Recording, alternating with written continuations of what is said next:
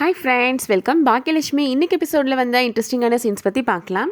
Jenny இனியாவுக்கு dosa சுட்டு கொடுக்குறாங்க. என்னக்கா உங்களுக்கு சப்பாத்தி தான் செய்ய தெரியாது, தோசையுமா சுட தெரியாது அப்படின்னு இனியா கேட்குறாங்க.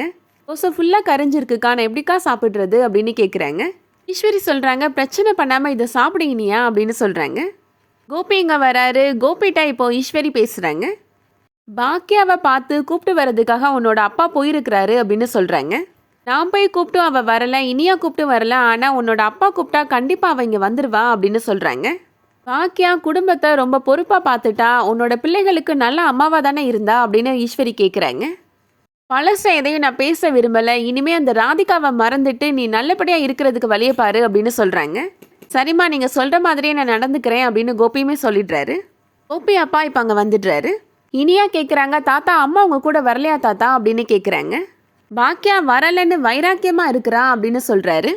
அம்மாவுக்கு என்னை பற்றின கவலை கொஞ்சம் கூட இல்லையா, இங்கே நடக்கிறது எல்லாத்துக்கும் காரணம் நீங்கள் தான் டேடி அப்படின்னு இனியா கோபிகிட்ட சொல்கிறாங்க. நாளைக்கு நான் ஸ்கூலுக்கு போக மாட்டேன் அப்படின்னு அழுதுட்டு அங்கேருந்து போயிடுறாங்க இனியா. அம்மா ஏன் இவ்வளோ அடமெண்ட்டாக இருக்கிறாங்க அப்படின்னு செலியன் கோபப்படுறாரு. அடுத்ததாக கோபி இப்போது ராதிகாவை பார்க்குறதுக்காக வராரு.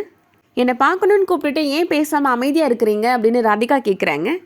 கோபி சொல்கிறாரு, நீ மும்பைக்கு போகிற பிளானை கொஞ்ச நாளைக்கு தள்ளி வை ராதிகா அப்படின்னு சொல்கிறாரு. நீ தள்ளி வச்சா மட்டும் என்ன பெரிய மிராக்கிள் நடக்க போகுது அப்படின்னு ராதிகா கேட்குறாங்க. கோபி சொல்கிறாரு, நாளைக்கு கோர்ட்டில் எனக்கு ஹியரிங் இருக்குது, நான் போவேனான்னு எனக்கு தெரியலை, பாக்கியாவுமே என்ன முடிவு பண்ணுவான்னு எனக்கு தெரியலை அப்படின்னு சொல்கிறாரு. கொஞ்ச நாள் இந்த பிரச்சனையை ஆறப்போட்டால் எல்லாமே நல்லபடியாக நடக்கும் அப்படின்னு என் மனசுக்கு தோணுது அப்படின்னு கோபி சொல்கிறாரு. கோபி சொல்கிறாரு, எனக்கு ஏதாவது பிரச்சனைனா நான் ஏன் உன்னை தேடி வரேன் ராதிகா அப்படின்னு கேட்குறாரு. எனக்கு உன்னை பார்த்தா ரொம்ப சந்தோஷமாக இருக்குது, மனசுக்கு ஆறுதலாக இருக்குது ராதிகா அப்படின்னு சொல்கிறாரு. அந்த கொஞ்சம் நெஞ்ச சந்தோஷத்தையும் என்கிட்டருந்து பறிச்சுட்டு போயிடாத ராதிகா அப்படின்னு சொல்கிறாரு. ஆனால் ராதிகா கோபிக்கு பதில் எதுவுமே சொல்லாமல் அங்கேருந்து கிளம்பி போயிடுறாங்க. அதோட இன்னைக்கான எபிசோட் முடியுது.